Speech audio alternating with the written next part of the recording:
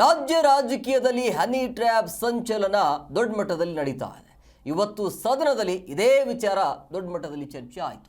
ಪ್ರಮುಖವಾಗಿ ರಾಜ್ಯದ ನಾಯಕರಲ್ಲಿ 48 ನಾಯಕರ ಸಿಡಿ ಇದೆ ಅಂತೆ, ಅಂದರೆ ಹನಿ ಟ್ರ್ಯಾಪ್ ಮಾಡೋದಕ್ಕೆ.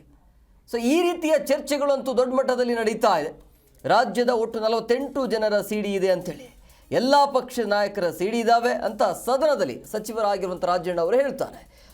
ಆರೋಪಿಗಳು ಯಾರು ಅನ್ನೋದು ಬಹಿರಂಗ ಆಗಬೇಕು, ನನ್ನ ಮೇಲೂ ಕೂಡ ಹನಿ ಟ್ರ್ಯಾಪ್ ಯತ್ನ ಆಗಿದೆ ಅಂಥೇಳಿ ಈ ರೀತಿಯಾಗಿ ಮಾತನಾಡಿದ್ದಾರೆ. ಸೊ ಎಲ್ಲವನ್ನ ಸೇರಿ ನಾನು ದೂರನ್ನು ಕೊಡ್ತೀನಿ ಅಂಥೇಳಿ. ಡಾಕ್ಟರ್ ಪರಮೇಶ್ವರ್ ಅವರು ಕೂಡ ಇದ್ದಾರೆ, ನಮ್ಮಿಬ್ರೇ ಅಂತ ಅವರ ಉದ್ದೇಶ ಅಂತೇಳಿ ಅನ್ಕೊಳ್ತೀನಿ. ಈ ಸಿಡಿ ಮಾಡ್ತಕ್ಕಂಥದ್ದು, ಪೆನ್ ಡ್ರೈವ್ ಮಾಡ್ತಕ್ಕಂಥದ್ದು, ಇದ್ರ ಬಗ್ಗೆ ಸುಮಾರು ನಿಮ್ಗೆ ಹೇಳ್ತೀನಿ. ನನಗಿರೋ ಮಾಹಿತಿ ಅಂತ 48 ಜನಗಳಿದ್ದಾರೆ, ಒಬ್ರು ಇಬ್ರು ಇಲ್ಲ. ಅಂದ್ರೆ ಒಬ್ರು ಇಬ್ರು ಅಂತ ಹೇಳಿದ್ರೆ ಬರೀ ಇವರೇ ಅಂತಲ್ಲ, ಅವರು ಇದ್ದಾರೆ. ಆದ್ರೆ ಇವೆಲ್ಲ ಬಹಳಷ್ಟು ಜನ ನ್ಯಾಯಾಲಯಗಳಲ್ಲಿ ಇದನ್ನ ಬಹಿರಂಗ ಮಾಡಬಾರ್ದು ಅಂತಕ್ಕಂಥದ್ದಕ್ಕೆ ಸ್ಟೇ ತಗೊಂಡಿರ್ತಕ್ಕಂಥದ್ದು. ಅಲ್ಲೂ ಕೂತವ್ರೆ, ಇಲ್ಲೂ ಕೂತವ್ರೆ, ಆ ಪ್ರಶ್ನೆ ಬೇರೆ. ಇದರಲ್ಲಿ ಬರೀ ನಮ್ಮ ರಾಜ್ಯಕ್ಕೆ ಸೀಮಿತ ಆಗಿಲ್ಲ ಅಧ್ಯಕ್ಷರೇ, ಇದು ರಾಷ್ಟ್ರ ಮಟ್ಟದ ಎಲ್ಲಾ ಪಕ್ಷದಲ್ಲಿರ್ತಕ್ಕಂಥ ಮುಖಂಡಗಳು ಹನಿ ಟ್ರ್ಯಾಪ್ನ ಪೆನ್ ಡ್ರೈವ್ಗಳು ಕೂಡ ಇದಾವೆ.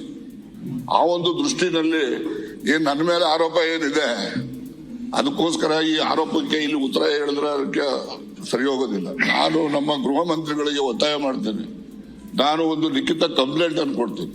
ಆ ಕಂಪ್ಲೇಂಟ್ ಆಧರಿಸಿ ಅವರು ತನಿಖೆ ಮಾಡಿಸ್ಬೇಕು. ಇದರಲ್ಲಿ ಯಾರೆಲ್ಲ ಪ್ರೊಡ್ಯೂಸರ್ಸ್ ಇದ್ದಾರೆ, ಡೈರೆಕ್ಟರ್ಸ್ ಯಾರ್ಯಾರಿದ್ದಾರೆ, ಇವೆಲ್ಲವೂ ಕೂಡ ಹೊರಗಡೆ ಬರಲಿ, ಜನಗಳಿಗೆ ಗೊತ್ತಾಗ್ಲಿ.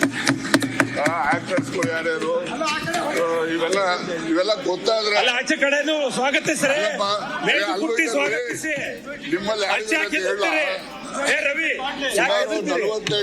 ಜನರದು ಪೆನ್ ಡ್ರೈವ್ಗಳು ಇದಾವೆ. ಇಲ್ಲಿಯವರು ಇದ್ದಾರೆ, ಅಲ್ಲಿಯವರು ಇದ್ದಾರೆ. ರಾಜ್ಯ ಮಟ್ಟದಲ್ಲ, ರಾಷ್ಟ್ರ ಮಟ್ಟದಲ್ಲಿ ಇರ್ತಕ್ಕಂಥ ಎಲ್ಲಾ ಪಕ್ಷದ ಮುಖಂಡರು ಕೂಡ ಇದಾವೆ. ಅದರಿಂದ ಇದೊಂದು ಪಿಡುಗು. ಇದು ಸುಮ್ಮನೆ ಯಾರೋ ಒಬ್ರು ಮಾಡಿದ್ರೆ ಎಲ್ರಿಗೂ ಕೂಡ ಅನ್ವಯ ಆಗೋ ರೀತಿಯಲ್ಲಿ ಅದನ್ನ ಆರೋಪ